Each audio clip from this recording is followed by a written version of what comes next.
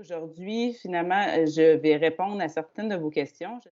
Je vous dirais que moi, j'ai récolté 9 de vos questions et c'était tous des questions qui étaient excellentes, là. Et mes collègues, soit vous ont déjà donné des conférences là-dessus ou vont compléter le reste des questions dans les conférences à venir. Et moi, j'ai touché j'ai pris en fait ce qui touchait plus la neurologie et l'oncologie. Donc, c'est parfait. Je vois aussi ma présentation. Frédéric, je vais juste te dire quand tourner les diapos. Donc, tu peux passer à la prochaine. Donc, la première question, c'était quelles étaient les avancées scientifiques dans les 5 prochaines années qu'on attendait pour traiter les patients avec neurofibrome plexiforme. Donc, vous êtes peut-être vous avez peut-être appris que depuis environ 1 an, il y a eu le premier traitement approuvé spécifiquement pour les neurofibromes plexiformes qui s'appelle le selumetinib, qui est un inhibiteur de MEK1 et 2, c'est-à-dire une altération dans les voies moléculaires qui est en cause dans les neurofibromes plexiformes. Et ça, donc, là, on appelle ça une thérapie ciblée parce qu'elle cible cette anomalie-là qui est le MEK1-2. Et on est très, très, très heureux parce que cette approbation-là, habituellement, tout ce qui est approuvé aux États-Unis va éventuellement l'être ici au Canada, mais étant donné qu'on a un réseau de santé publique et que ce n'est pas nous qui a fait les études, on peut s'attendre à ce que dans les prochaines années, prochains mois, initialement, il disait en 2021, mais là, avec la COVID, on peut peut-être espérer avant 2022-2023 que ce soit approuvé. Ce qu'il faut savoir, c'est que ça, c'est un médicament qui a été étudié chez les enfants avec des neurofibromes plexiformes qui n'étaient pas opérables et qui étaient symptomatiques, donc qui causaient des problèmes de la douleur ou autres symptômes. Et c'est ces patients-là qui ont été mis dans les études, qui est l'étude en fait SPRINT. Donc, ça se peut que vous en entendiez parler parce que c'est basé sur l'étude SPRINT que le selumetinib a été approuvé. Et dans cette étude-là, on avait plus de 30 patients avec des neurofibromes plexiformes qui ont été suivis et qui ont été mis sous selumetinib. Et ce qu'on a vu comme résultat, c'est que tous les patients ont vu leur neurofibrome plexiforme arrêter de croître. Donc ça, c'est déjà très bon.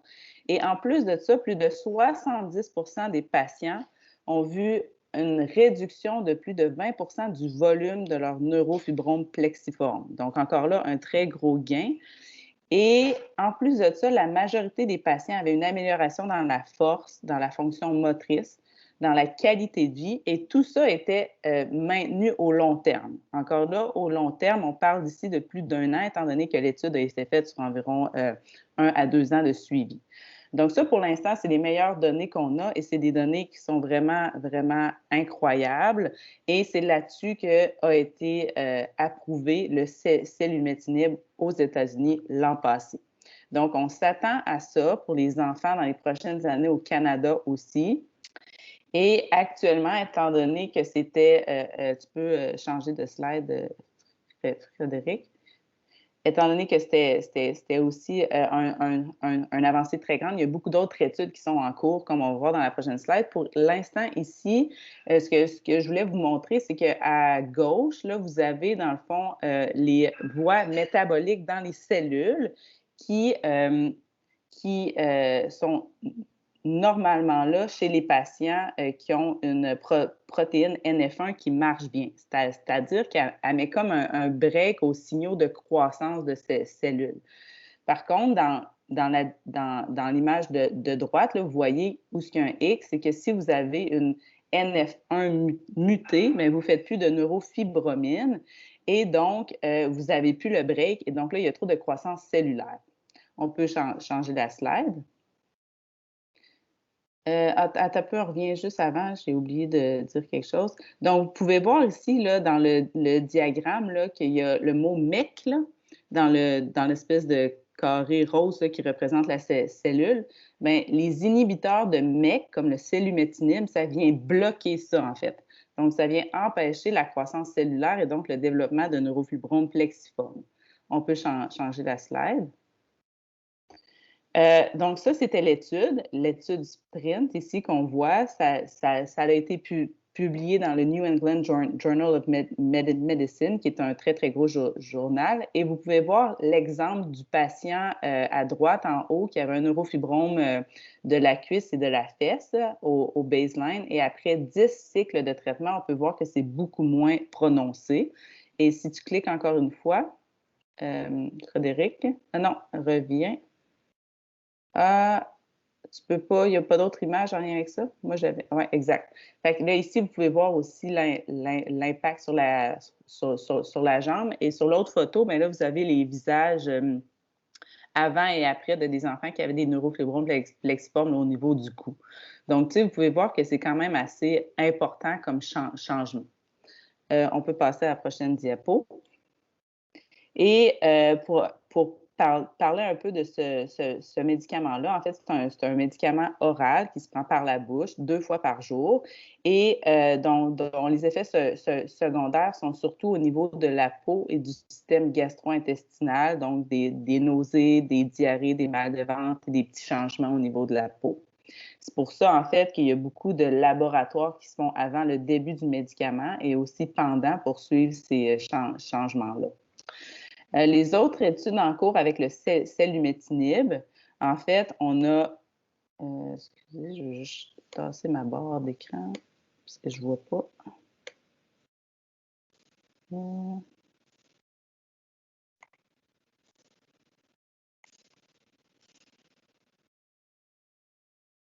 OK. On a dans le fond des études chez les enfants qui vont regarder aussi les neurofibromes plexiformes qui n'ont pas de symptômes pour voir si ça ne pourrait pas prévenir les symptômes. Ensuite de ça, ils testent aussi chez les enfants avec des gliomes des voies optiques, ainsi que chez les enfants avec des gliomes de bas grade qui sont réfractaires à la chimiothérapie standard ou qui sont progressifs malgré tout. Chez les adultes, il y a aussi des études en cours chez les adultes avec des neurofibromes plexiformes symptomatiques ou qui grossissent.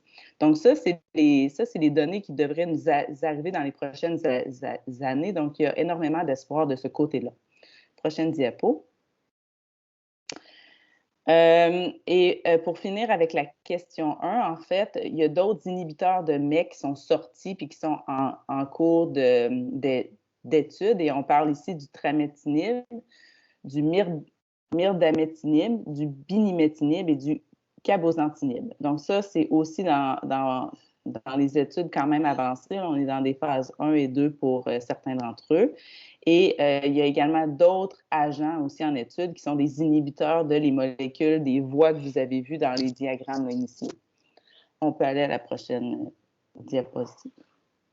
Donc, je ne sais pas s'il y a des questions là-dessus. Là. Je vois... il n'y avait pas de questions, Frédéric? J'ai une main levée. Si tu veux prendre la question, Mélanie, je crois qu'elle avait une main levée. OK. Faut-tu que je fasse quelque chose? Non. Mélanie, tu peux poser ta question. C'était peut-être une erreur. OK. Donc, on va continuer. Dans le fond, la deuxième question, c'était où sont les neurofibromes plexiformes selon les âges? Donc, probablement que la plupart d'entre eux savent que vous êtes quand même, qu'environ 30 à 50 des adultes avec NF1 vont avoir un neurofibrome plexiforme et que quand on en a un, environ la moitié de ceux qui en ont un vont en avoir un autre. Habituellement, on croit que c'est congénital, mais on n'est pas certain. Donc, la plupart seraient là dès la naissance, mais qu'habituellement, ils croîtent avec les années. Donc, évidemment, si on l'a au niveau du cou du visage, ça va apparaître plus vite que si on l'a au niveau du ventre ou du dos, où là, ça va paraître beaucoup plus tard ou même peut-être passer inaperçu. Donc, c'est pour ça qu'on dit que dès la première année de vie, habituellement, on remarque ceux qui sont au niveau de la tête et du cou.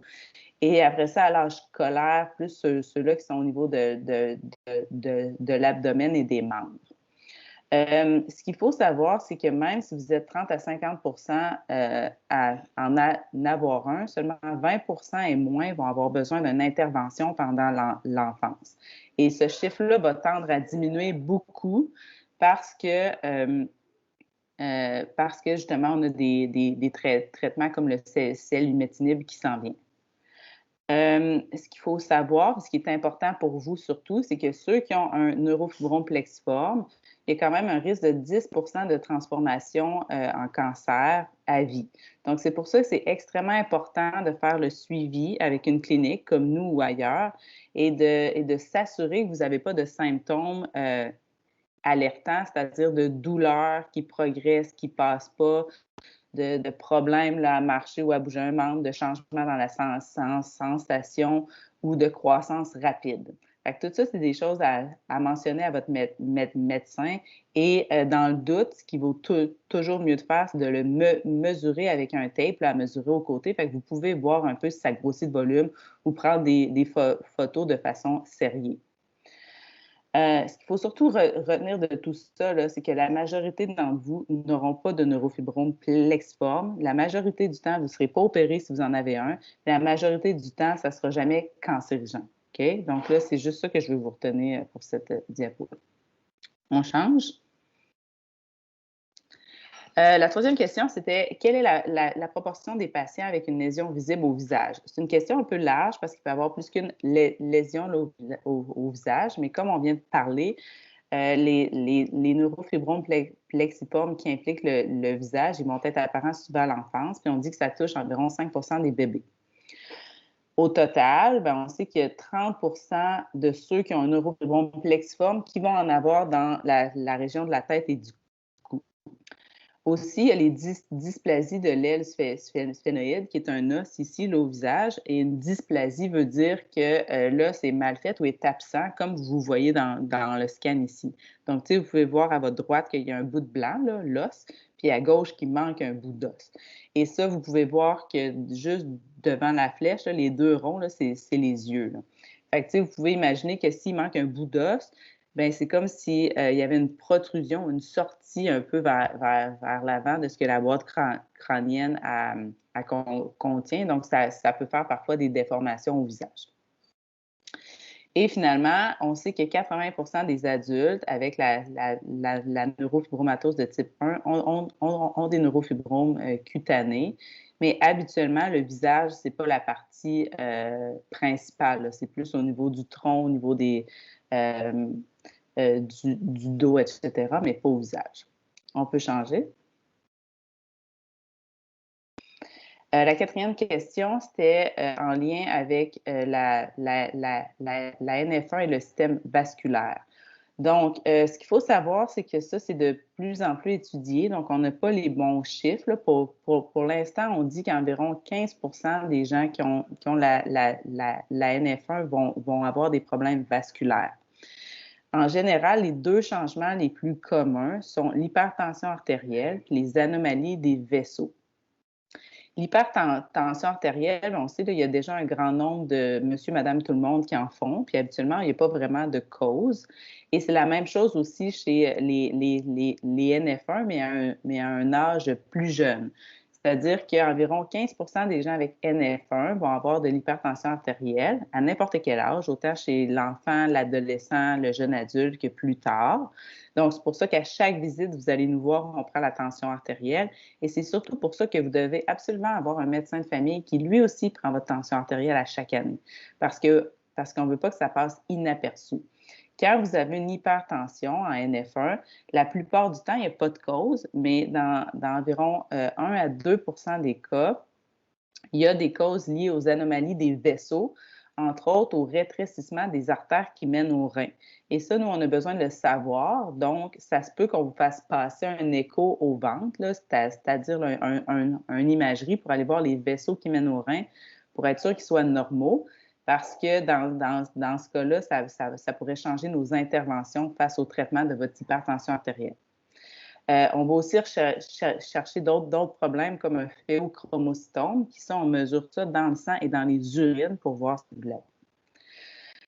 L'autre problème vasculaire que les patients NF1 ont, c'est des anomalies vasculaires. Et ça peut être un petit peu n'importe quoi, soit des vaisseaux qui sont plus petits, plus gros, qui s'ouvrent un peu, qui sont mal formés.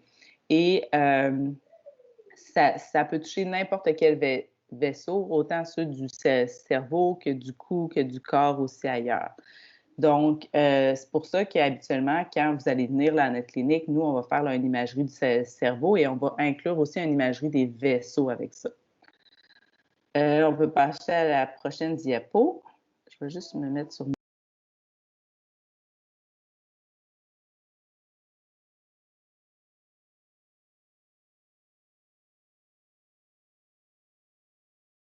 Parfait. Donc, la 5e question, c'était où en sont les recherches pour trouver comment on peut ralentir la progression de la maladie. Donc, actuellement, c'est sûr que vous avez, chacune de vos cellules de votre corps a une des 2 branches du gène NF1 qui a une mutation dessus, comme l'image de gauche. Okay? Et ça, habituellement, ça cause aucun problème. Mais si l'autre branche aussi commence à avoir un problème, bien, c'est là que vous avez des petits neurofibromes qui vont apparaître. C'est là que vous pouvez avoir des tumeurs, des voies optiques. C'est là que vous pouvez avoir des problèmes des vaisseaux, etc. Ça, pour l'instant, on ne peut pas le changer parce que c'est dans vos gènes. Ça ne veut pas dire qu'il n'y a pas beaucoup de recherche qui se fait, mais on n'a aucun pouvoir là-dessus. Par contre, le focus actuel, c'est une fois que ces choses-là se développent, comme l'hypertension, les gliomes, les neurofibromes, etc., qu'est-ce qu'on peut faire pour les traiter rapidement et bien avec le moins d'effets secondaires possible? Et c'est surtout là qu'on en est, ce qui est déjà bon parce que là, environ une dizaine d'années, il n'y avait même pas tant de recherche là-dessus. Donc, c'est pour ça que le selumetinib, pour nous, c'est vraiment une grande avancée. On peut changer la slide. Là, je ne sais pas s'il y a des questions. Là. Je vois qu'il y a peut-être une main levée de Naomi Saint-Jean. J'ai levé ma main. En fait, je me demandais dans ce que vous venez de dire, est-ce que ça veut dire que dès que la personne a la NF1, la deuxième petite bande que vous nous montrez est déjà affectée, en fait? Non. Non. Parce qu'un enfant qui, en jeune âge, a déjà une tumeur plexiforme ou des gliomes optiques, dans le fond, c'est qu'elle est atteinte à ce moment-là. Exact. En jeune âge. Donc, si vous naissez, là, vous naissez avec seulement une branche atteinte et dès qu'il y a un symptôme qui sort, c'est que la branche dans les cellules de ce tissu-là a été affectée. Donc tu sais, ça peut être au niveau des yeux, ça peut être au niveau de la peau, ça peut être au niveau ailleurs, mais oui, fait que, vous avez une susceptibilité. C'est pour ça qu'un autre nom du syndrome là, NF1, on appelle ça un syndrome de prédisposition aux tumeurs parce que dans le fond, il suffit juste une autre mutation pour activer cette voie-là. Ce qu'il faut comprendre ici, c'est que 80% et plus de vos tumeurs, par contre, c'est des tumeurs bénignes. Okay? Donc, il ne faut pas s'inquiéter avec ça, mais c'est vrai que c'est tannant parce que c'est un syndrome de susceptibilité à ça. Fait que la question était très bonne. C'est pour ça aussi que quand vous venez nous voir, exemple au CHUM, il y a toujours un généticien avec nous puis une conseillère en génétique parce que c'est très dur à comprendre. Puis, c'est des choses qui vont être expliquées en détail. Il va y avoir des diagrammes. Puis, éventuellement aussi sur notre site web, là, vous pourrez en apprendre plus. Est-ce qu'il y avait d'autres questions? Oui. Je voudrais savoir, c'est quoi les signes pour savoir si on a des phémochromocytomes? On va en venir. Ça, c'était une question. Donc, tenez bon. D'ici les 3 prochaines questions, on va voir ça. Merci. Donc, si on continue avec les recherches, pour l'instant, les MPNST, qui sont la transformation maligne des neurofibromes plexiformes, donc je vais vous épargner le nom en long, là, mais souvent, nous, là, en clinique, on va parler de MPNST, qui souvent arrive chez moins de 10% à vie de ceux qui ont un neurofibrome plexiforme. Il y a énormément de recherches sur le sujet actuellement. Et ce qu'il faut savoir, c'est que même si on n'a pas de nouveaux traitements présentement, on a une extrêmement meilleure compréhension de toute l'histoire naturelle, de comment ça se forme, la tumeur, de c'est quoi les autres gènes qui sont mutés, etc., etc., ce qui fait que nos traitements peuvent être mieux ciblés. Et déjà là, depuis 5 ans, il y a une rencontre dans le monde qui s'est faite de tous les spécialistes de MPNST qui ont établi, dans le fond, le MPNST State of the Science, qui a le but, dans le fond, de développer les priorités de recherche pour les 10 prochaines années. Donc, qui regroupe énormément de financements et là, qui sont en train de faire une espèce de pipeline, on appelle ça de même, où les recherches sortent et sont financées dans le but de améliorer les traitements de MPNST. Donc, ça grouille, là, ça bouille, ça s'en vient. Ensuite de ça, depuis 10 ans, on peut dire qu'il y a une explosion de recherche sur votre maladie et le NTAP, là, en fait, qui est le programme accéléré pour les traitements de NF, a mené à plus de 115 essais cliniques pour trouver des traitements à chacun de vos symptômes. Donc ça, c'est énorme, honnêtement, parce que, on se souvient que vous avez une maladie qui est relativement rare, là, donc, c'est pas un cancer du sein, là, mettons. Donc, c'est énormément de recherches, puis à date, il y a 16 traitements qui sont dans le pipeline actif qu'on croit, là. Fait que ça va très, très bien, OK? Fait qu'il faut avoir espoir, là, puis il y a beaucoup de choses qui changent. Et enfin, on a parlé encore une fois des inhibiteurs de MEK qui sont actifs en ce moment, on le sait, là, dans les études, ils fonctionnent pour les neurofibromes plexiformes, les gliomes de bas grade et les problèmes osseux même. Mais là, on attend juste les résultats de phase 2 et de phase 3 pour les gliomes et les pathologies osseuses. On peut passer à la prochaine diapositive. La 6e question, c'est quelle est la fréquence de l'épilepsie en NF1? En fait, c'est un petit peu plus fréquent, mais pas tant que ça. On dit que c'est 2 fois plus fréquent que chez monsieur, madame, tout le monde. Et en général, c'est des épilepsies qu'on dit focales. Donc, c'est pas les crises là, que vous voyez dans les films, là, que des crises de Bacon, là, où ils font une épilepsie, ils tombent par terre, il y a de l'écume sur le bord du visage et tout. C'est plus des épilepsies focales. Donc, un seul bras, la bouche, un déjà-vu. C'est plus subtil. Et en général, c'est quand même rare et ça se traite bien. De toute manière, nous, on va faire là, une imagerie au cerveau et on va savoir comment le traiter. Là. Donc, ça, pour nous, c'est pas très, très, très grave et ça se prend en charge très, très bien. Prochaine diapo. Donc, la question NF1 est phéochromostome. Donc, pour ceux qui ne le savent pas, un phéochromostome, c'est une tumeur le plus souvent bénin, donc dans 90% des cas, de la glande surrénale, qui est une glande au-dessus du rein, surrénal, et qui habituellement sécrète des hormones, entre autres les hormones de stress. Donc, quand on est stressé, l'adrénaline et tout ça, ça vient de là.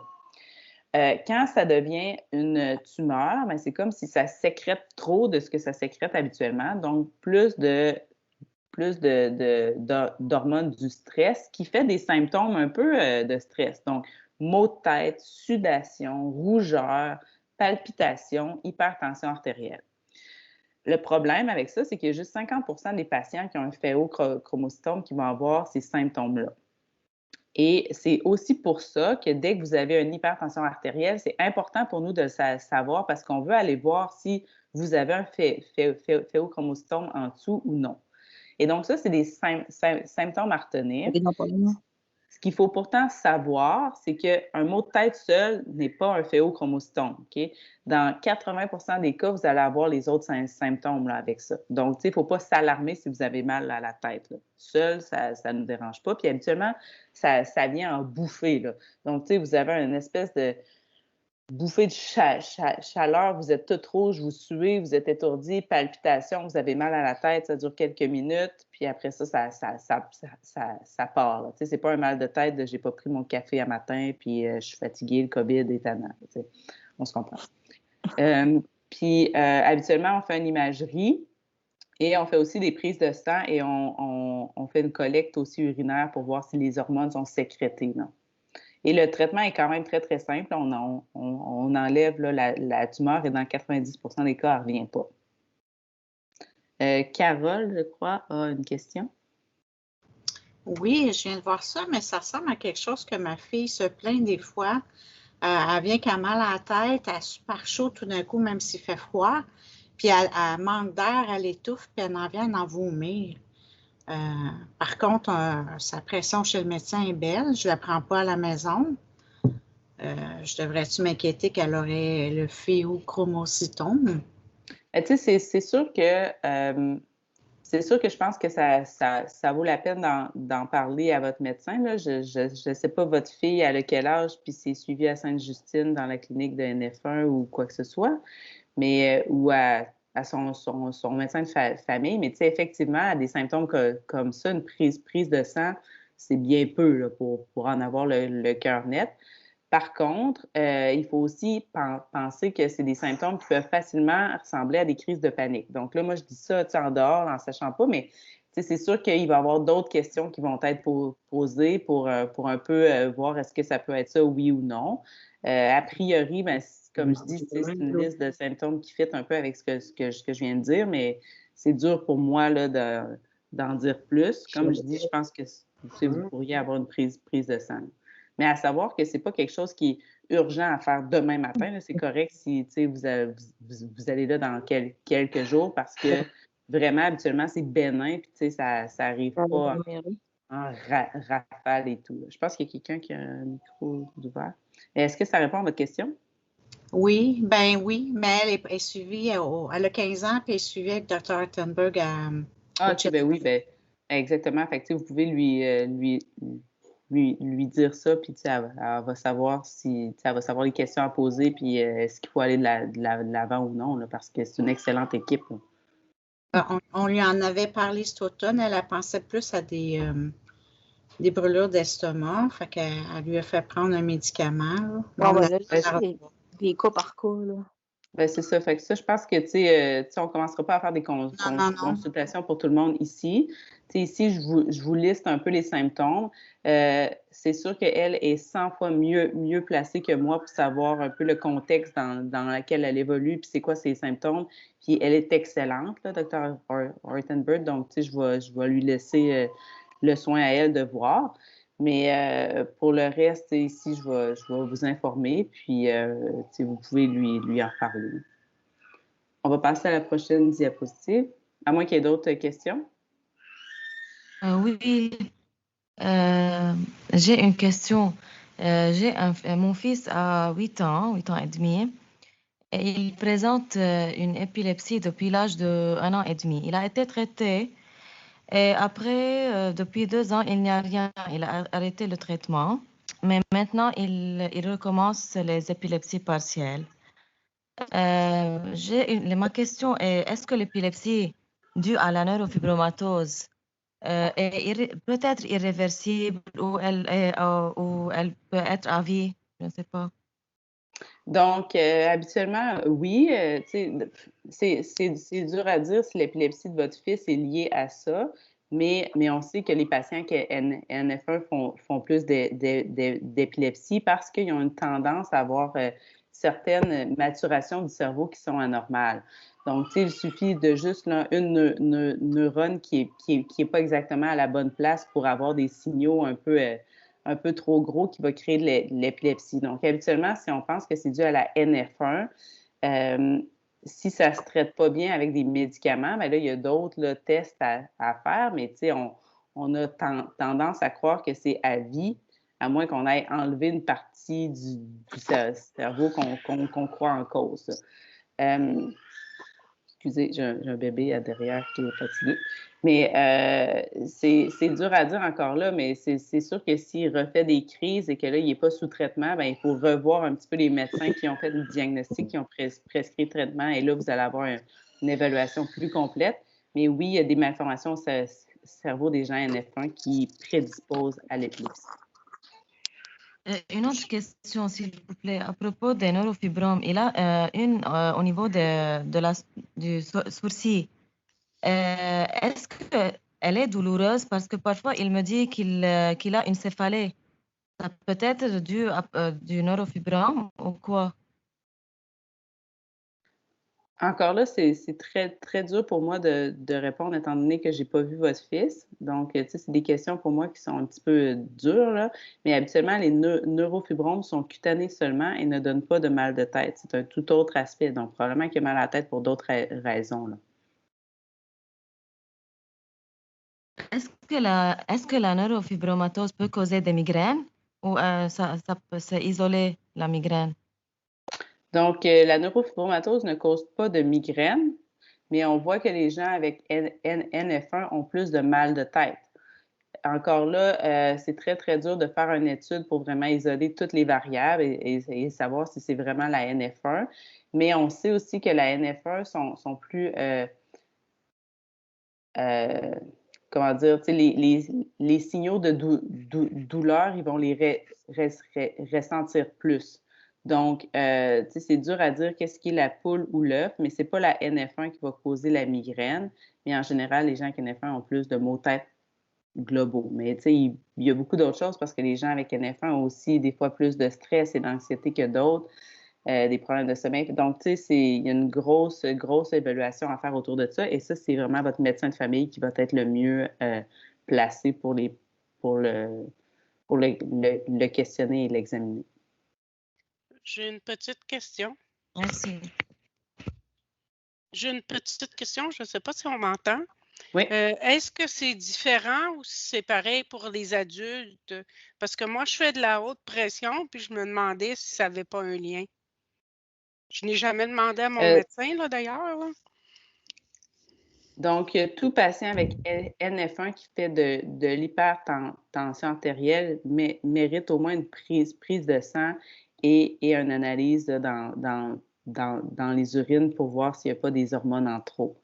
Donc, ça mériterait effectivement que vous ayez une évaluation. Encore là, si votre hypertension est votre seul symptôme, puis elle est bien contrôlée avec une pilule, bien, il n'y a rien d'autre dans le temps qui nous indique que ça aurait pu être autre chose si ça fait longtemps que vous l'avez. Donc là, encore là, ça va dépendre un peu si vous êtes suivi par une équipe qui suit la NF1 ou si vous êtes suivi par votre médecin de famille, mais ça vaudrait la peine de lui dire « j'ai la NF1 et l'hypertension, est-ce qu'il y a d'autres choses à faire? » OK. Puis ça, est-ce que je peux demander ça à un neurologue de vérifier? À un neurologue? Oui. OK. Parfait, merci. Parfait. On peut passer à la prochaine diapositive. Donc, on a une question sur les tumeurs glomiques. En anglais, c'est les tumeurs glomus, là. Donc, c'était difficile de trouver une traduction exacte, là, mais en fait, le corps glomique, là, c'est un corps qu'on retrouve en dessous de l'ongle et c'est un shunt, en fait, qui vient aider à ce que nos mains ne soient pas trop froides ou trop chaudes, donc qui perfuse un peu les ongles et les mains. Et c'est très, très, très sensible. Et donc, si on a une tumeur bénigne de ça, ça fait beaucoup mal. Et souvent, c'est une douleur qui est en dessous de l'ongle et qui est pire au froid. Et souvent, ça fait des petites bosses. Là, vous pouvez le mettre là, sur Internet, là, puis vous allez avoir une idée de ce que ça a l'air. Et ça se traite très, très bien si on l'enlève tout simplement. Donc ça, oui, effectivement, c'est quelque chose à mentionner à votre équipe traitante si vous avez ces symptômes-là.